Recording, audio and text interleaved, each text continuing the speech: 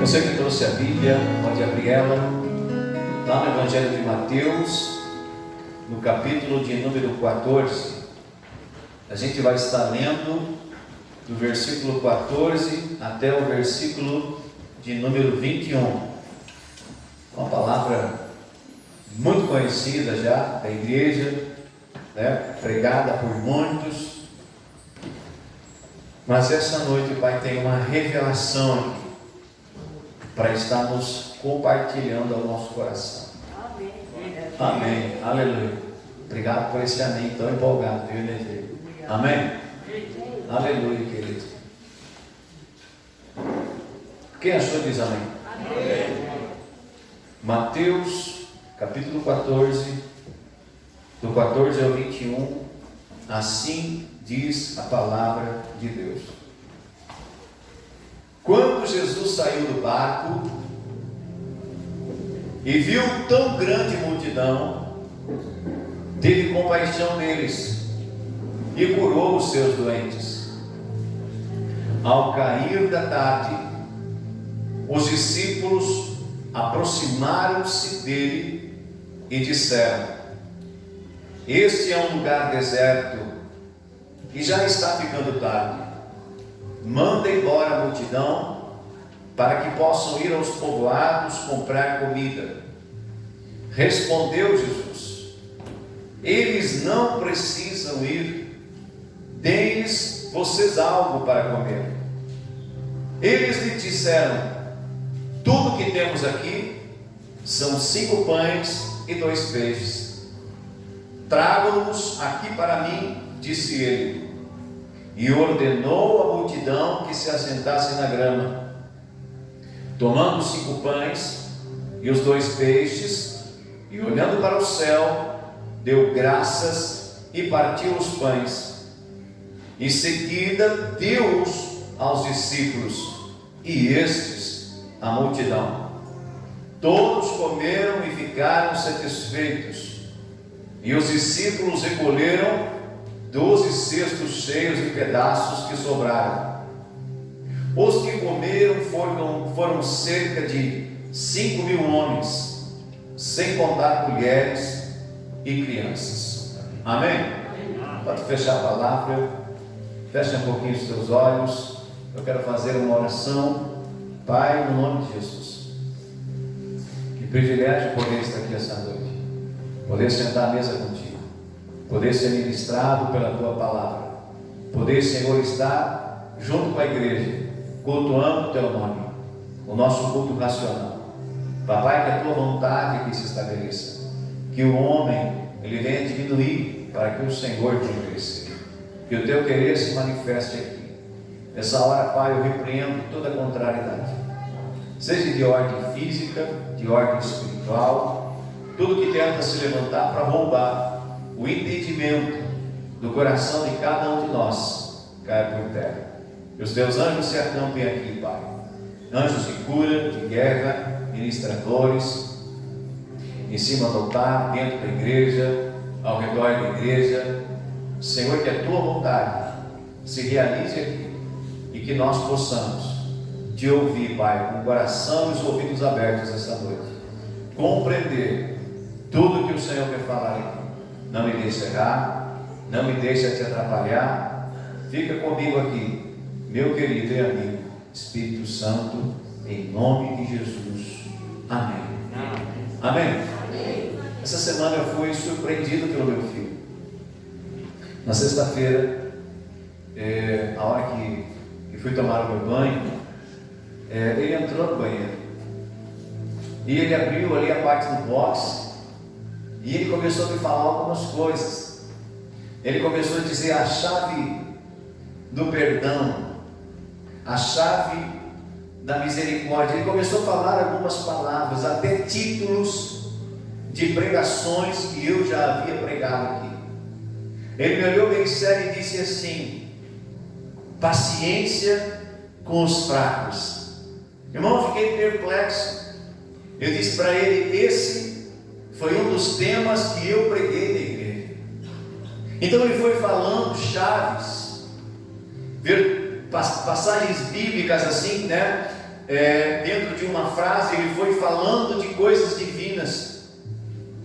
E naquele momento ali, quando ele falava, o Senhor falou comigo e disse: fale sobre a chave da compaixão. Amém? Amém. Antes do meu filho nascer, Deus já havia falado comigo. Todos sabem aqui, ou grande parte sabem do testemunho do Samuel. Depois que nos convertemos, no ano de 2005, eu e minha esposa, nós decidimos ter um filho.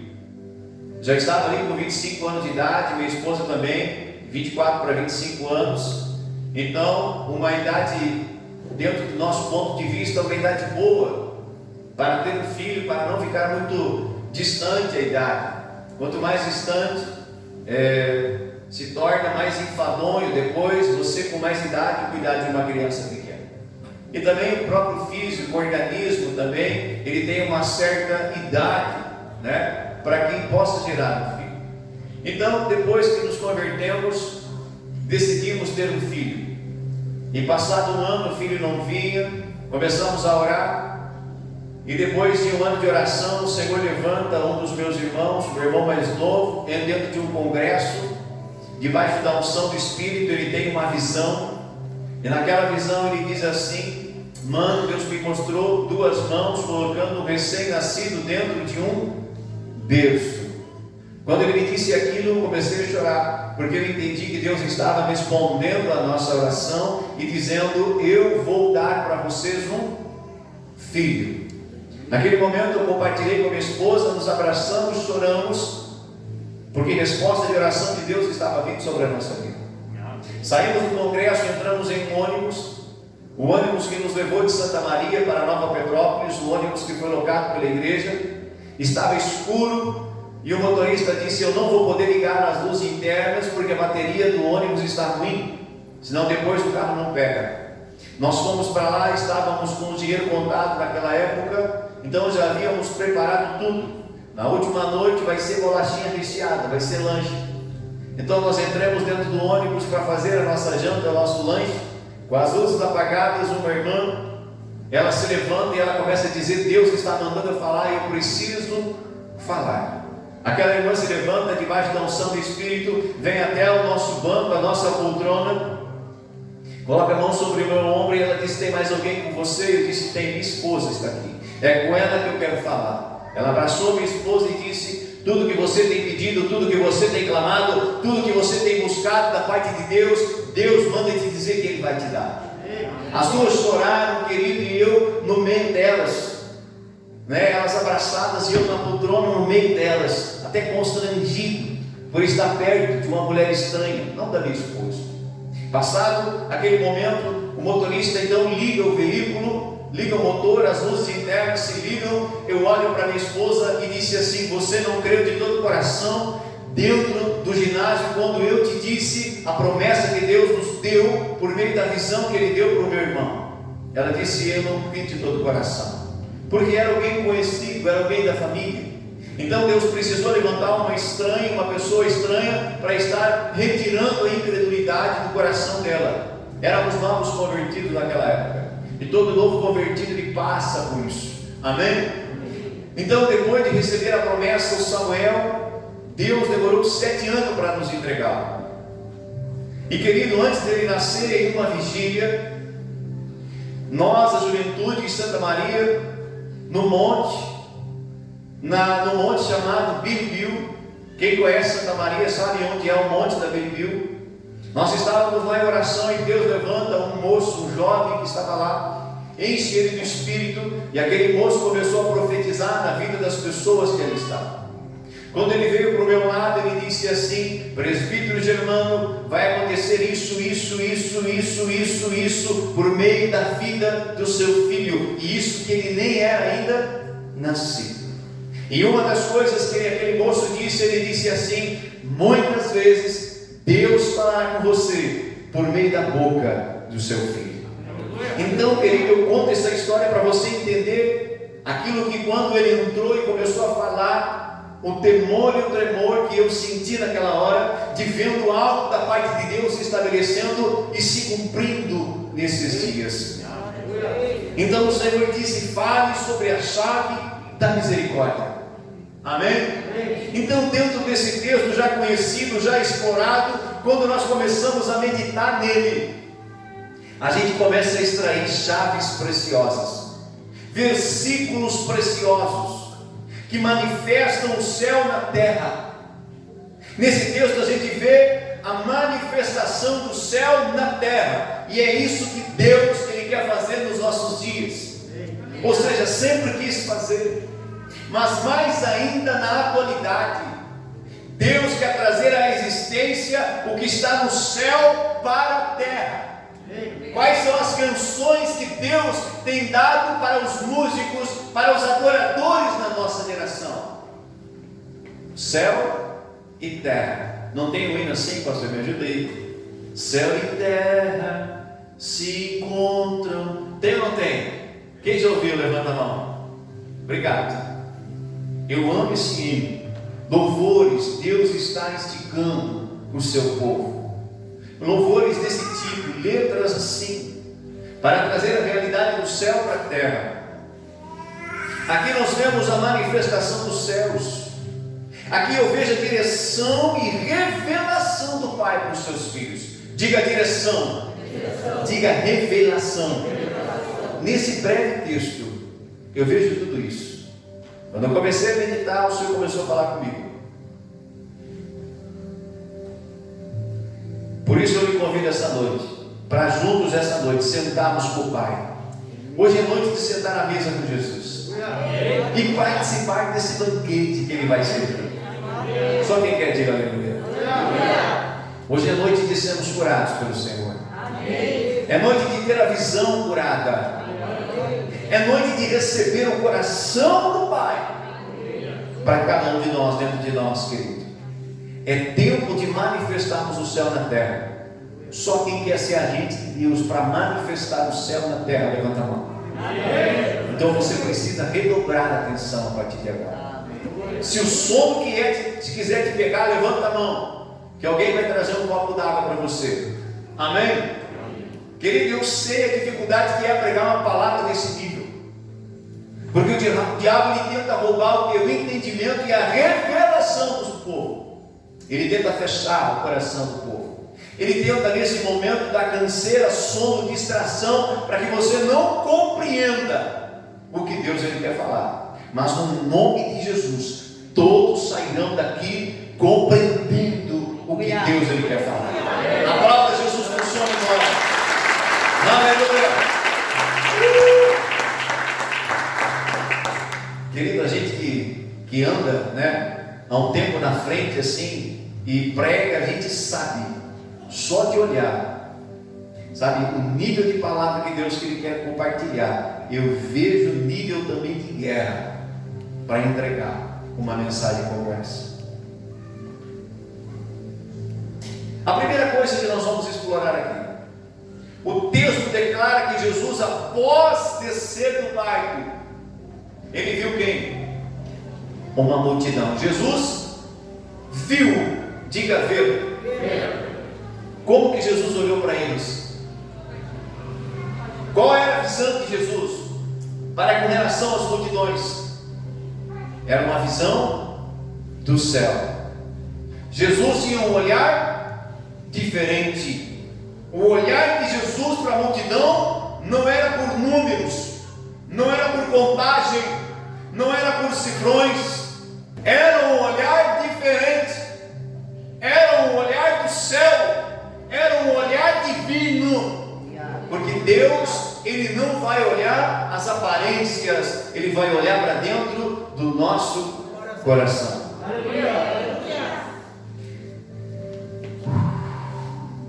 Viu, se refere à visão, a enxergar. Querido, Deus nesses tempos, Ele está corrigindo a visão de muitos ministérios, de muitas igrejas. Deus está corrigindo a visão de homens e mulheres que Ele chamou, que Ele escolheu. Muitos começaram bem na caminhada, mas hoje saíram daquilo que Deus havia projetado para as suas vidas. A visão foi corrompida. A visão se desvirtuou. Mas nesses dias, Deus, Ele está consertando a visão da igreja. Aleluia! Os apóstolos não viram como Jesus via. Eles viram somente uma grande multidão. Mas Jesus olhou, querido, e olhou de uma forma diferente. Há muitos que têm visão, mas são cegos. Assim como nos dias de Jesus, muitos enxergavam, mas eram cegos. Nos nossos dias não é diferente. Há muitos que veem, mas são cegos diante de Deus. Sim ou não? Sim ou não? Sim. Diga sim, igreja. Sim. Vou te convencer agora pela palavra. Mateus capítulo 15, versículo 14. Se quiser abrir, abra.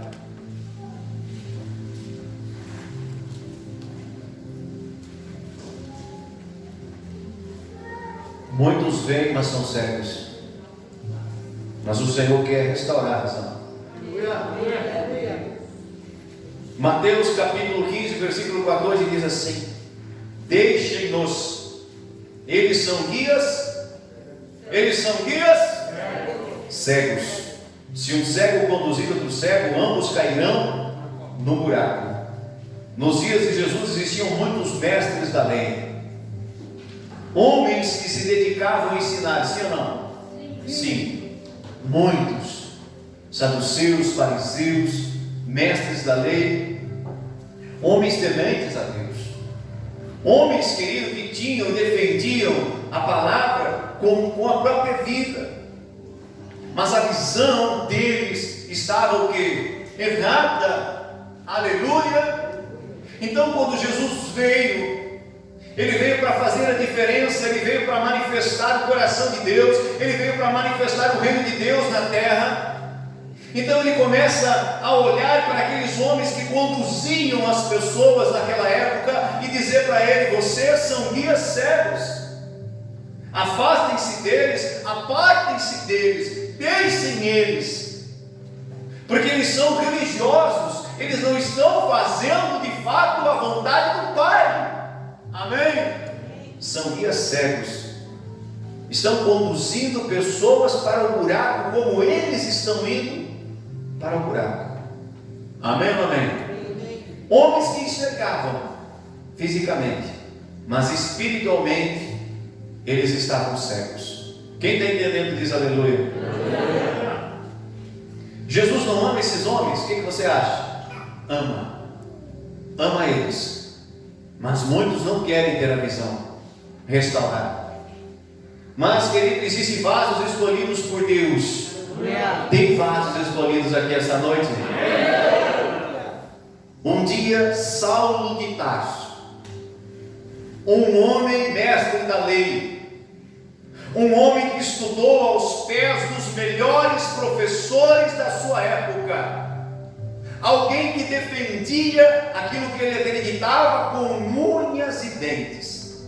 Ele foi investido de poder pelas autoridades da sua época, cartas para perseguir aqueles que acreditavam em Jesus e nos seus ensinamentos. Estevão foi morto próximo de Paulo e ele olhando e consentindo. Um diácono da igreja primitiva, cheio do Espírito Santo, sim ou não? Sim. As vestes de Estevão foram largadas aos pés do apóstolo Paulo, e ali estava indo Saulo de Tarso, também conhecido por Paulo. Ele estava vendo, sim ou não? Sim. Mas a Bíblia diz que no meio do caminho um resplendor de glória apareceu, se manifestou, e ele olhou aquele resplendor de glória, e uma voz saiu dali do meio e disse: Saulo, Saulo, por que você está me perseguindo? Quem és tu que falas comigo, Senhor? E a voz respondeu: sou eu, Jesus, a quem você está perseguindo. A Bíblia diz que ele cai, fica cego. Fica o quê? Cego. E aí é guiado pelos seus soldados para dentro da cidade, e Deus levanta um homem cheio do Espírito Santo para ir até lá. colocaram as mãos sobre Saulo, depois de 3 dias, e quando aquele homem coloca as mãos sobre Saulo, ora por Saulo, o que acontece? A Bíblia vai dizer que como escamas caem dos olhos, e ele começa a ver. Alguém que já via as escamas caírem. A partir daquele momento ele começa a defender a Jesus. A partir daquele momento a visão de Saulo ou de Paulo, ela é curada, sarada. Saulo começa a ver como Jesus via. Saulo começa a olhar para os irmãos, para a multidão com compaixão, não mais como um religioso. E começou a dar a própria vida em amor ao Evangelho. Deixa eu te fazer uma pergunta. Como está a nossa visão hoje? Como está a tua visão? Andando com o Senhor. Você tem olhado para as pessoas? Como você olha para elas? Como você age com elas? Será que você tem compaixão? Será que você olha com o mesmo prisma do céu? Ou você olha para elas de qualquer forma indiferente, para as pessoas que cruzam pela sua vida? Se nós olhamos de qualquer forma, a nossa visão é uma visão de religioso. Mas se nós olhamos e brota dentro de nós algo chamado compaixão, nós estamos andando corretos diante de Deus. Sim ou não? Amém. Quem está entendendo? Amém. Após Jesus ver a multidão, vírgula, ele teve compaixão. Diga compaixão. Compaixão é um sentimento de amor e de piedade para com o próximo que está vivendo em uma tragédia pessoal, acompanhado do desejo de fazer algo para amenizar o sofrimento daquela pessoa. Compaixão não é sentir pena de alguém, pois a pena ela não está acompanhada de atitude.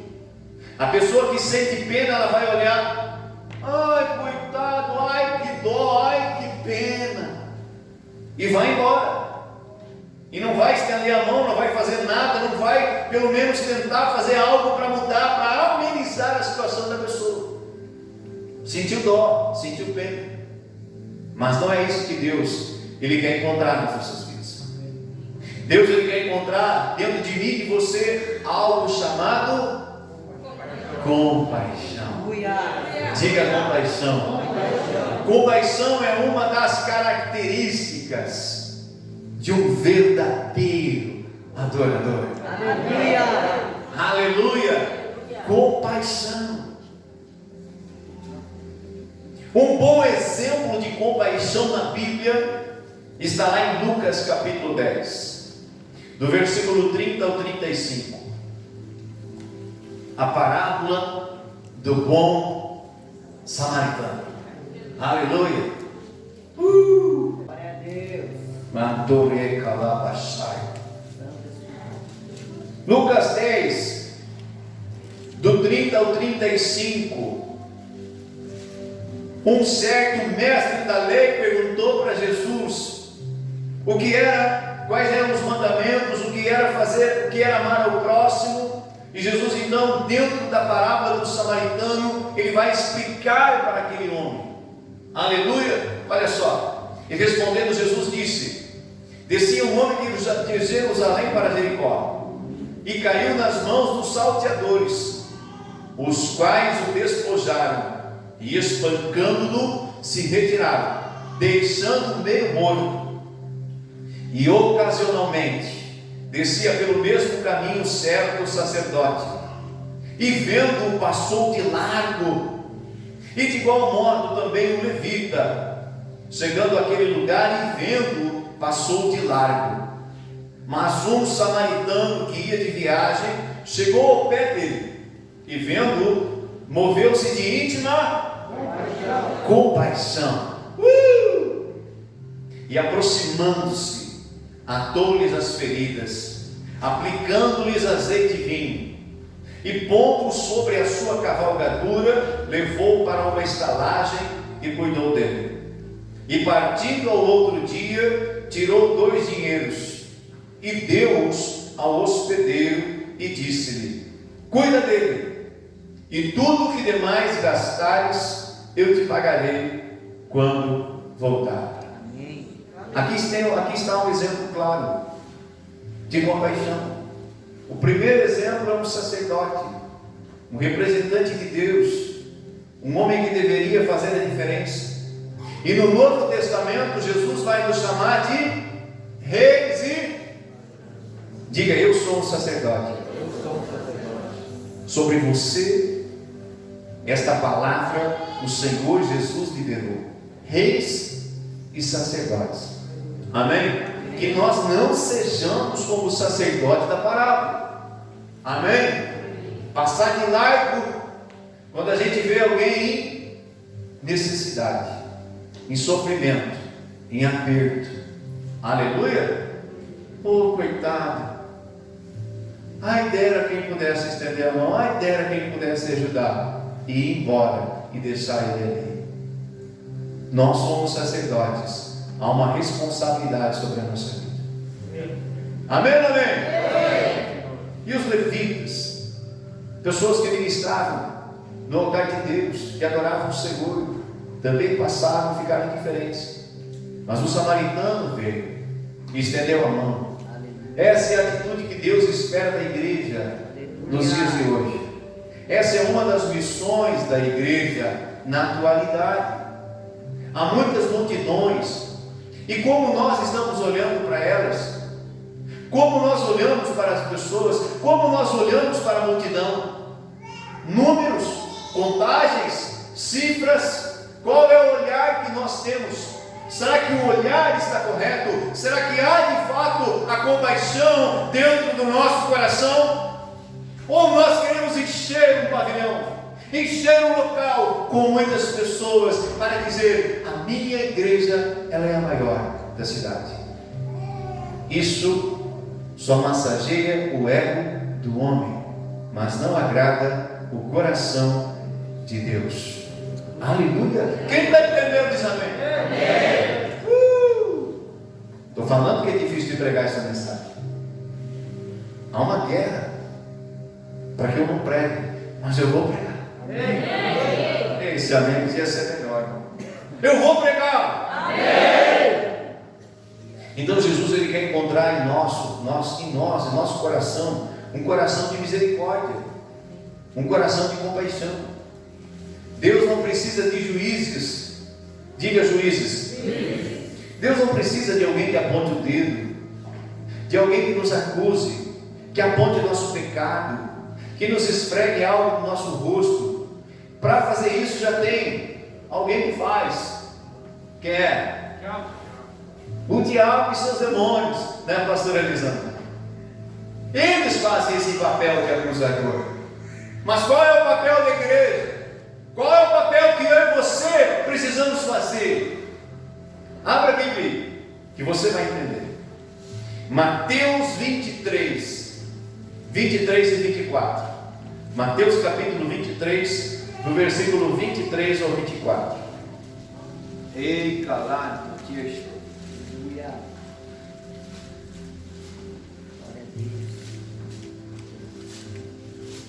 Olha só, glória a Deus.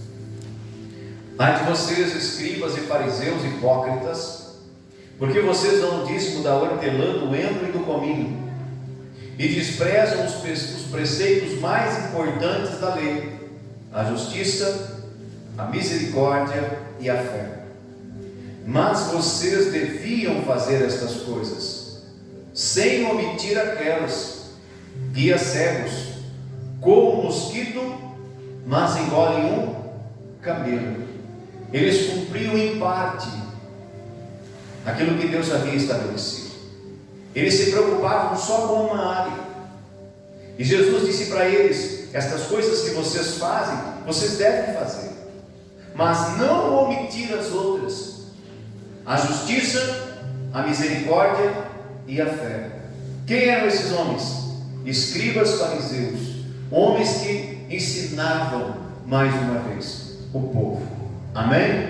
Desprovidos de misericórdia e compaixão. Nós precisamos pedir urgentemente para Deus encher o nosso coração de compaixão e de misericórdia. No sermão das bem-aventuranças, Jesus vai dizer: bem-aventurados os misericordiosos, porque alcançarão misericórdia. Deixa eu te dizer algo que você já sabe. Da forma que você trata o teu semelhante, assim você será tratado. Se você trata com indiferença, você será tratado. Se você trata com desrespeito, você será tratado. Mas se você trata com amor e compaixão, você será tratado. Aleluia! Aquilo que o homem semeia, isso também ceifará. O que nós temos semeado é a colheita que nós temos tido. Aleluia! Se a sua colheita está sendo ruim, mude a semente a partir de hoje e comece a plantar uma semente diferente. Como a tua família te vê, como os teus amigos te veem, como as pessoas que te conhecem te veem. Será que eles olham para você, querido, e veem compaixão, misericórdia na sua vida? Será que você está disposto a negar a si mesmo para que outros também conheçam a Cristo? Ou você só está pensando em você mesmo, naquilo que você acredita ser certo, naquilo que você acredita, nas verdades que você aprendeu? Esses homens que Jesus cita aqui, eles estavam convictos dentro daquilo que aprenderam, mas Jesus estava desconstruindo o pensamento errado deles, a visão distorcida deles. Aleluia! Querido, há um perigo de, com o tempo, com a caminhada, o cristão se tornar alguém frio, calculista e religioso. Cuidado. Por isso que Abacuque vai dizer: Senhor, em meio aos anos, aviva a tua obra. Amém? Há um perigo de, no meio da caminhada, eu e você se transformar num religioso. Porque às vezes nós somos perseguidos, pedradas, situações que nos confrontam, perseguição de todos os lados. Sim ou não? Sim. Perseguiram Cristo, vão perseguir eu e você. Amém? E com isso, querido, um mecanismo de autodefesa é acionado dentro de nós. E muitas vezes nós deixamos isso crescer tanto, aflorar tanto, que começamos a nos tornar religiosos, desprovidos de compaixão. Eu fiz o bem para aquele lá e me retribuiu desta forma. Siga fazendo bem, siga amando, siga tendo compaixão. Virou as costas para mim, desça. Se um virou, 10 vão se voltar para você. Amém?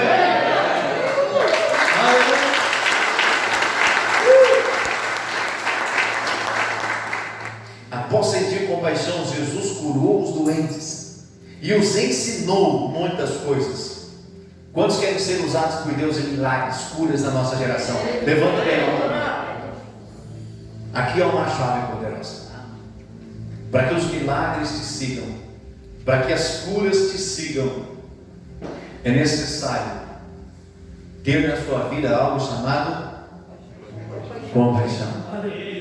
Compaixão. Aleluia. Vamos meditar aqui em algo para você ver como é verdade. Toda a Bíblia, você pode pegar ela de capa a capa. Você não vê aqueles mestres da lei operando o quê? Milagres e sinais. E quando eles começaram a ver Cristo operar, eles começaram a fazer o quê? Criticar. Ele expulsa demônios pelo dedo de Beelzebul. Não, esse jovem aí não era cego de nascença. Não é bem assim, está mal contada a história. É ou não é? Querido, quando as coisas começam a acontecer, muitos se levantam para criticar. Amém ou não amém? Amém. Aleluia. Eu já ouvi de várias pessoas. O ministério Rei da Glória, o apostólico lá do pastor Germano, é só milagre, Porque aqui há compaixão. Aleluia! Se não, pode aplaudir. Se não acontece lá, no lugar que eles estão, é porque tem algo errado. Eu vou falar, Jesus. Amém? Jesus, Ele quer usar todos nós. Ele quer usar a todos. Mas aonde está a compaixão? Às vezes estão olhando para as multidões, querido, por cifra, por contagem. Está errado. Aonde estão os sinais? Aonde está a misericórdia? Onde está o reino de Deus se estabelecendo nesses lugares? Deus vai derrubar castelos. Ah, meu irmão, tu entendeu? Deus vai derrubar castelos nos nossos dias. Já tem agora. Castelo é algo construído pela mão do homem, mas reino é construído pela mão de Deus. Deus não quer castelo. Deus, Ele quer o reino dele se estabelecendo sobre a terra, e eu e você somos instrumentos dele na nossa geração. Se você quer ser usado por milagres, sinais, prodígios, maravilhas, compaixão pelas almas, compaixão pelo perdido, compaixão por aquele que está doente, compaixão. Deus está fazendo isso aqui. Ele está movendo. Aleluia. Posso contar a experiência, Chico? Semana passada, né? A Shirley veio me falar algo. Ela disse assim: Pastor Germano, tem um senhor que ele passa na minha rua. E eu comecei a conversar com ele, e ela estava orando, pedindo para Deus: Pai, sobra comida dentro de casa. Eu não quero dar para os cachorros, é comida boa.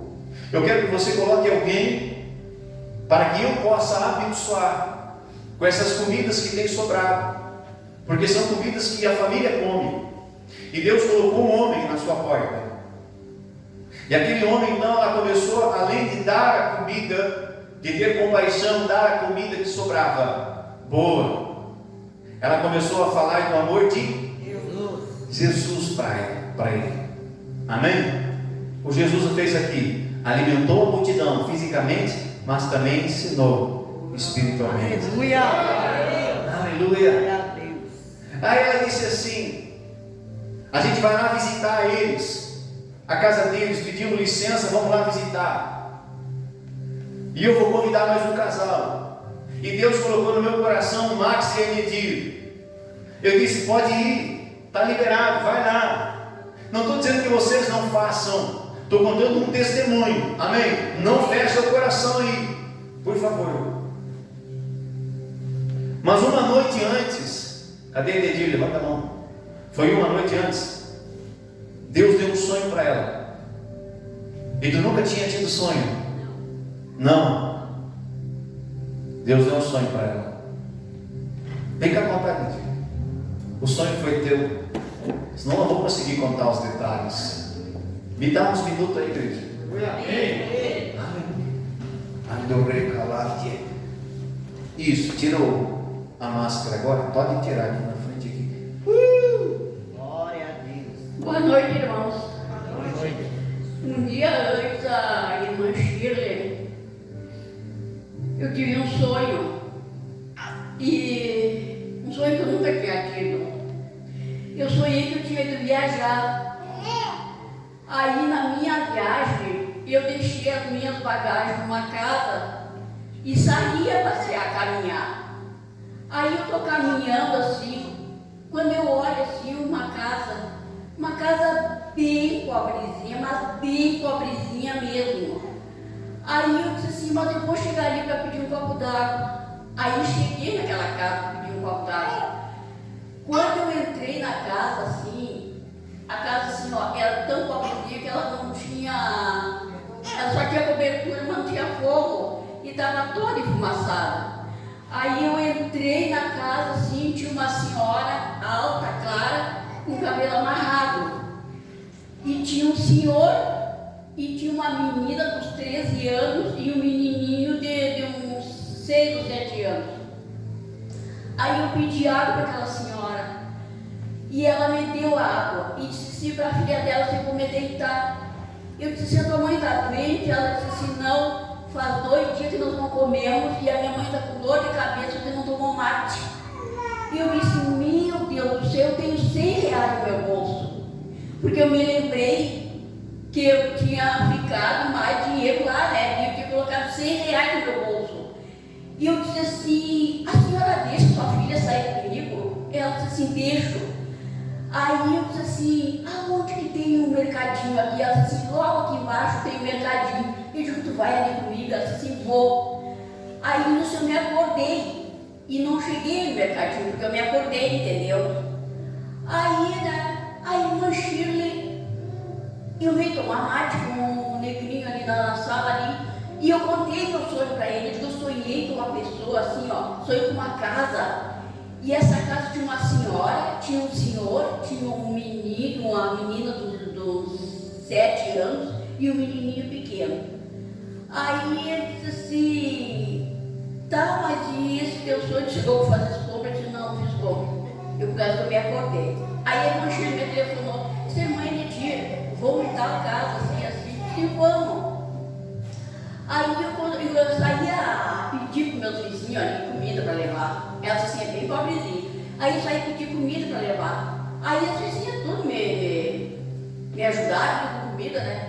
Aí uma das minhas vizinhas disse assim, ó, eu vou ir com vocês. Eu disse, tá, vamos. Aí a irmã disse assim, mas essa é a mulher que me enchia de sacola de noite, no meu sonho também, que vinha cheia de sacola. Essa é a mulher Clara, que era minha vizinha Adriana. Tá, aí nós fomos, mas pra quê? Quando nós chegamos na nossa casa, que eu entrei, que eu olhei assim, que eu olhei a mulher, que eu olhei o homem, não cheguei o menino nem a menina, que a menina estava estudando. Eu disse, meu Deus, não foi aqui que eu tive ontem de noite. Hoje de noite eu tive nessa casa aqui, eu olhando assim, sabe? Mas olha, quando a menina entrou na porta, começou a bater meu coração aqui. Eu disse, essa menina que saiu comigo ontem de noite. Ela foi ao mercado comigo fazer compra. Olha, foi uma experiência assim, ó, maravilhosa. Eu disse, olha, eu estive na sua casa hoje, eu vim aqui na sua casa, tomei água, a senhora me deu água. Seu esposo estava aqui com a senhora. Só que o menino é maior do que a menina, e no meu sonho a menina era maior do que o menino. Olha, foi uma choradeira daquelas, né? Mas olha, foi muito maravilhoso, foi uma experiência que eu nunca tinha tido na minha vida. E eu viajei de noite para casa dessa família, fui lá ajudar, e agora é a família que eu vou continuar sempre ajudando. Hein? Glória a Deus!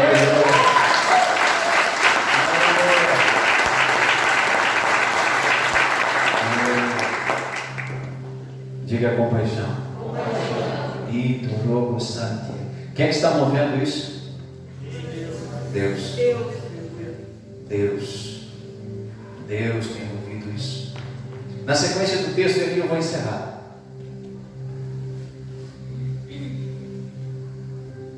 Nós vemos os discípulos dizendo para Jesus: despede as multidões. Já está entardecendo, eles não comeram. Eles precisam retornar para as casas. Jesus olha para eles e disse: deem vocês de comer para eles. Mas nós não temos comida. O que vocês têm? 5 pães e 2 peixes. Traguem aqui. Jesus levanta o céu, deu graças, e ali se estabeleceu o milagre da multiplicação. Aqueles homens iriam despedir as multidões da mesma forma, os apóstolos. Mas Jesus, Ele não é indiferente com as pessoas. Ele não despediu elas da mesma forma. Curou, ensinou e alimentou. Deus está nos chamando. Chamando a igreja para isso nesses dias. Para curar, para ensinar e para alimentar as multidões. Aleluia. E o mais interessante de tudo, não foi Jesus que serviu eles. Não foi Jesus que ministrou a comida para eles. Foram os discípulos. Tem discípulos de Jesus aqui? Deus não nos chamou para ser senhores, mas para ser discípulos, servos, agentes do reino de Deus. Glória a Deus. Querido, hoje em dia eu tenho visto muitas pessoas serem levantadas, serem ungidas, e o rei brotar onde? Dentro da barriga deles. Não, agora é o tempo de você mostrar o meu sapato, irmão. Agora é o tempo de você fazer tudo o que eu quero.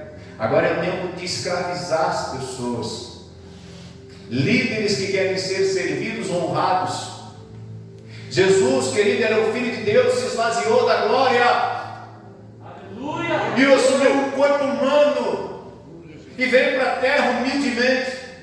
Hoje em dia, pessoas que estão querendo lugares altos somente, focos, elogios, glória para eles. Não que seja errado você honrar alguém, não é errado, é um princípio. Mas eles já não querem mais servir, querem ser servidos. Detto te está. Vão cair. Estou falando com o profeta. Vão cair, querido. Se já não caíram da presença de Deus. Amém? Amém. Ei, nasceroqueaste. Por isso que Deus está levantando uma geração que de filhos e filhos pequenos no secreto, para levantar nesses dias. Amém? E quando eu e você compreendemos isso, olha a chave. Quando nós compreendemos essa visão do céu, quando nós compreendemos o que Deus quer fazer, quando nós servimos uns aos outros, o que aconteceu após eles levarem o pão para todos? Sobrou quantos cestos? 12 cestos cheios. Quantos apóstolos tinham ali?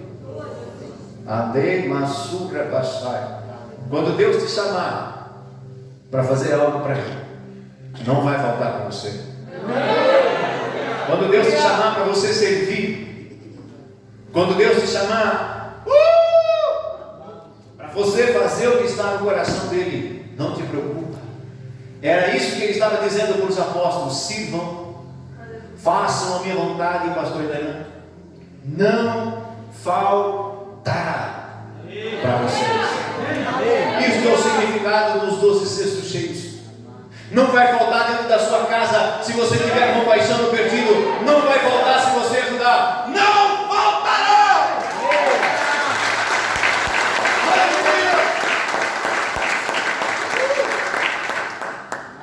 Não tem faltado dentro dessa casa. Eu preciso fazer apelo. Eu preciso lançar envelope. Eu preciso chorar 15 minutos. Chorar as pitangas. Anturecassetia. Deus tem trazido para essa casa. Deus vai trazer para a tua casa, para a tua família. Não vai faltar um pão. Seja servo, sirva, ministre as pessoas que Deus te mostrar, aqueles que lhe falar, aos projetos que nasceram no coração de Deus para a tua igreja. Amém? E Deus vai te honrar. Amém ou amém? Quem entendeu?